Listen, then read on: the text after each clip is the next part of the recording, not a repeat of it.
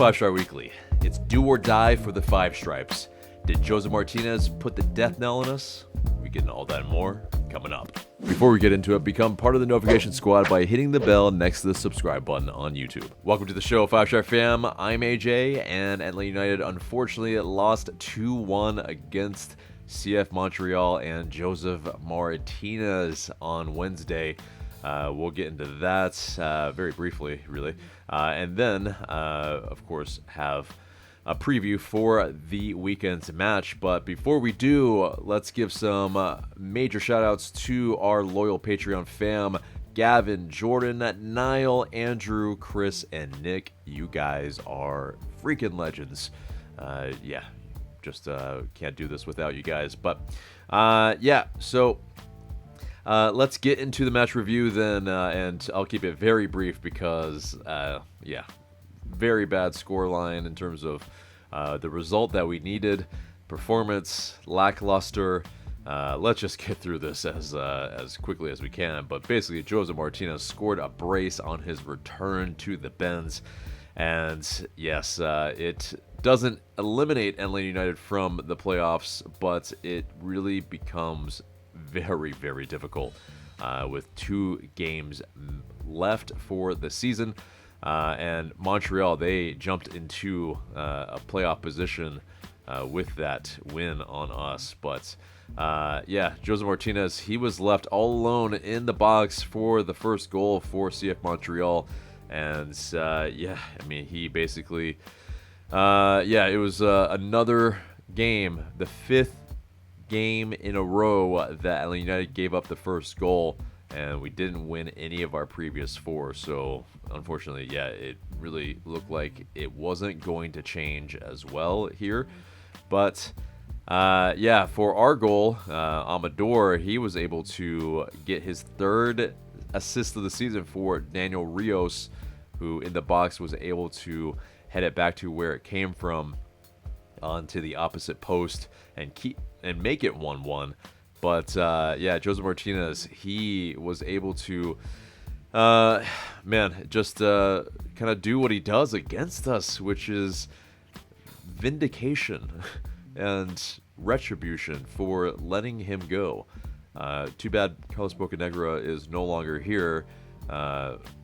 He probably is scoring in kind of a, and Gonzalo Pineda as well for these type of, this type of revenge almost. Josef Martinez, he definitely is making us pay for essentially not signing him again. And it is sad. It is. There also were the loudest cheers for him when he was subbed off,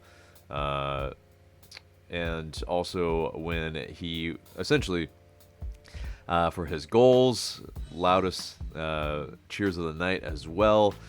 And he got some cheers after the match. But I definitely hold umbrage for cheering for Josef Martinez during the match. I get it. He is a legend for Atlanta United, but it really is very soft from this fan base. After the match, cheer for him all you like, but he killed us this match, and he absolutely put a nail in this coffin. Maybe not the nail, but it is pretty damn close. So, he is the story in this match, I would say. In a very empty Benz where, it was around 40-something paid attendance, but or paid, tickets, but the actual attendance was actually probably around 18 to 20K. Very, very few people showed up on a Wednesday, where, very good reason. Why not? The team is in dire straits. This is the worst season for Atlanta United in its history. And this includes the 2020 season. I could say that again if you want. It's basically, this is the worst season for Atlanta United. And it pained even Josef Martinez to see that. He mentioned to Felipe Cardenas after the match that, he always thinks this is home, but yeah, he wasn't in a celebratory mood. He doesn't like to see Atlanta in this state. He misses Atlanta. So definitely a just a sad sight in that sense. He did make that kind of impact, in the kind of hallways in the stadium with staff that were basically, when they saw him, they were giving him hugs, and yeah, it was definitely kind of a homecoming for him. But essentially, yeah, LA United just very, very soft in some of the defending, and while we had better chances in terms of more on goal, more shots, we essentially were not clinical in this match, and it showed. You have a guy who is as clinical as they come in this league, and yeah, Rob Valentino said we shouldn't have been down tonight. It was also nothing in the game. In the first half, it was dead. Absolutely it was. And that there was not much between the two teams, and we didn't bring any life to it. That's not good enough. And yeah, he basically was even quoted, not only saying that, but that's, I mean, it is where this game was dead, and he couldn't figure out why. If he did, he, would have changed it. And yeah, in a must-win match where all of the players, at least that talk to the media, are saying, yeah, this is, these are 6 finals. These are, we have to win this. We have to give energy, and the fans have to come out. And essentially, it was not seen in this match. But it has to be much, much better for the next match. But either way, yeah, we'll wrap it up as far as the review. Let's not pain ourselves any longer. If you would want to hear more tactics-wise, reactions-wise, you can watch the video with the fan reactions after the match. It's 2 hours long. There's plenty of reactions and kind of recap of this match there. But let's get into the news. And yes, it reads for grim reading here that yeah, LA United are in 12th. Basically, I mean, with a -5 goal difference, but still we are 3 points away from Toronto in the 9th place position. We also have DC and Philadelphia ahead of us, unfortunately, and Montreal, that 6-pointer, they are now 7 points ahead of us in 8th. And only 2 wildcard playoff spots left to pretty much make it in. So, but yeah, let's move on from that. There are more matches headed to Atlanta, the epicenter of soccer in the U.S. Well, the Benz has been selected to host matches as part of the FIFA Club World Cup in 2025. So basically, the teams that win certain trophies, especially Champions Leagues around the world, can participate in the FIFA World Cup, Club World Cup. But the issue is, yeah, Inter Miami have just now qualified for the Club World Cup somehow by winning the Supporter Shield. Yeah, very perplexing. But congratulations to Julian Gressel and Tata Martino for winning that. Yeah, they have definitely earned that with the amount of kind of adversity that they've had to kind of go through this season. But yeah, no Lionel Messi, and yeah, they were able to win it still pretty handily, 68 points to win the Supporter Shield, and Columbus in the Eastern Conference only at 57. But yeah. Next up, next bit of news, Noah Cobb and Luke Brennan have been called up to the United States U20 men's national team. So youth national team anyway.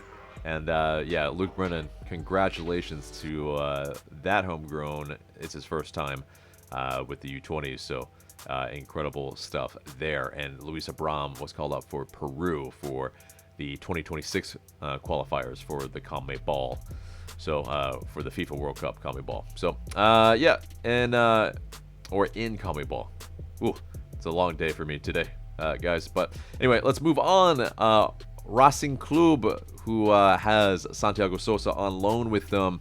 They're looking to trigger the purchase option, according to German Garcia Grova.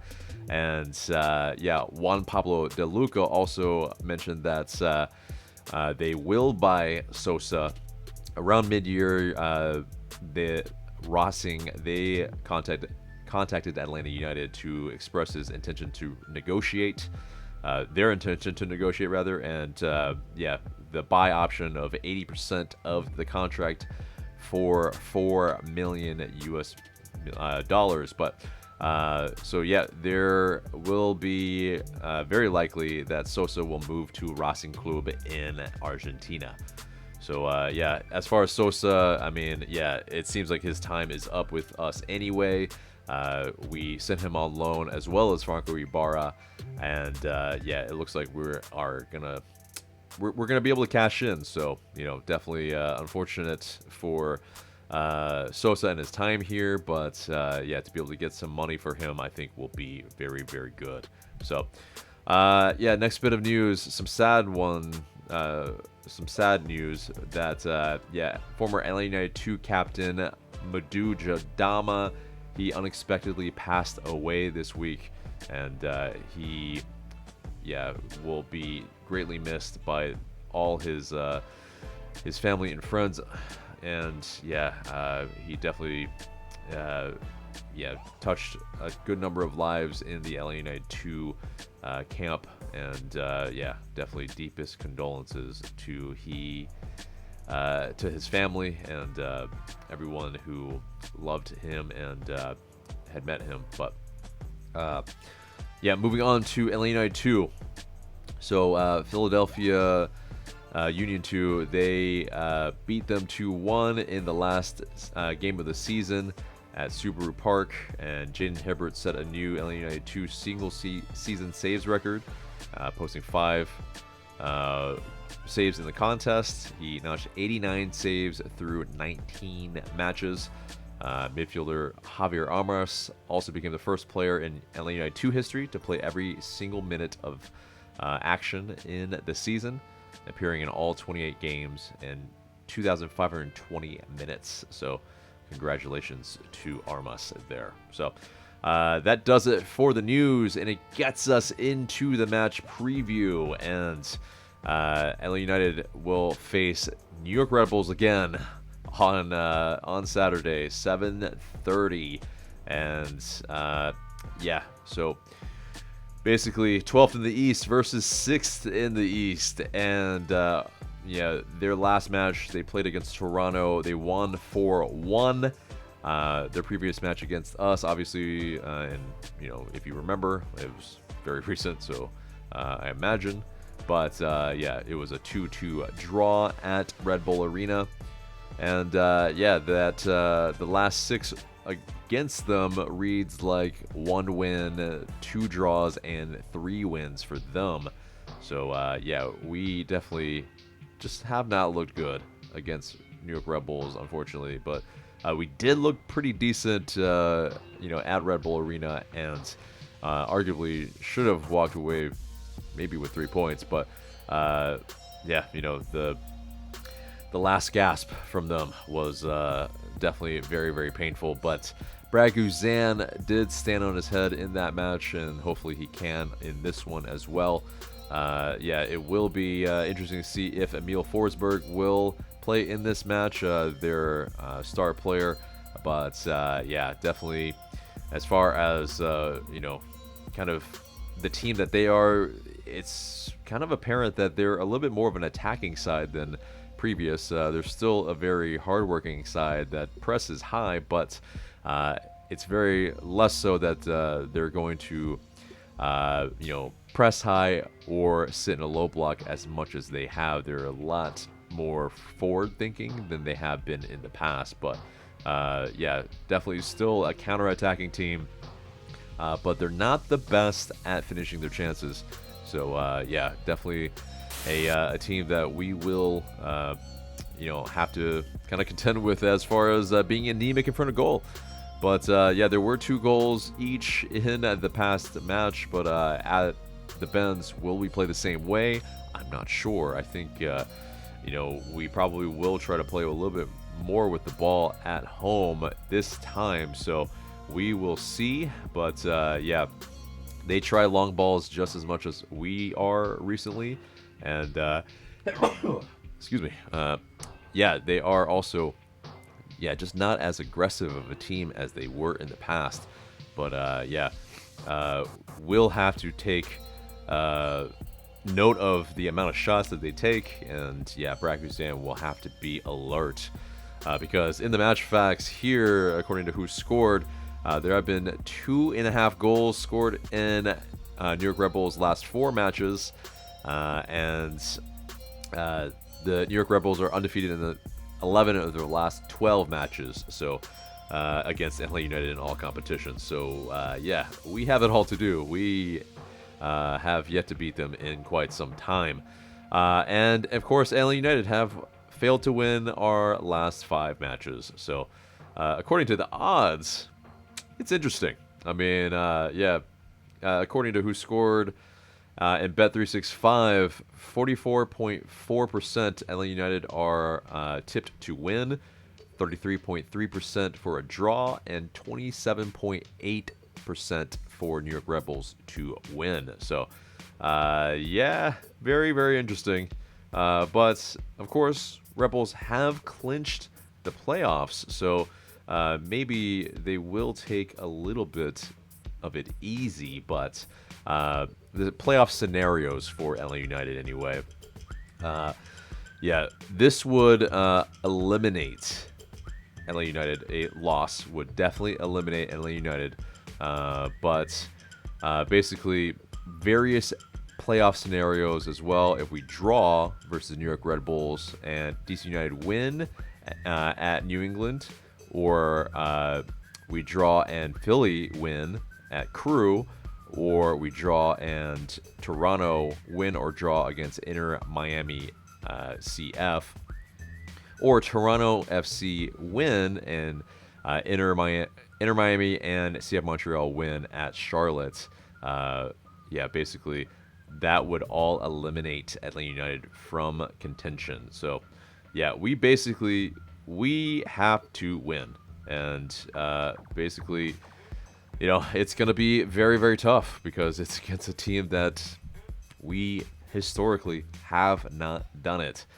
So, yeah, as far as the players that are out, Brooks Lennon, yellow card accumulation. He is suspended. Tristan Muyumba, knee injury, he's out. Sean De Silva still out with that foot injury. And Quentin Westberg still out with that concussion protocol. Sorry, guys. Really needed a drink of water there. But, yeah, so it's going to be our toughest match, and without a couple of our stalwarts in Lennon and Muyumba. So, yeah, we're going to be light in midfield and in defense. So, yeah, the predicted starting 11 then. Bragg-Huzan between the sticks.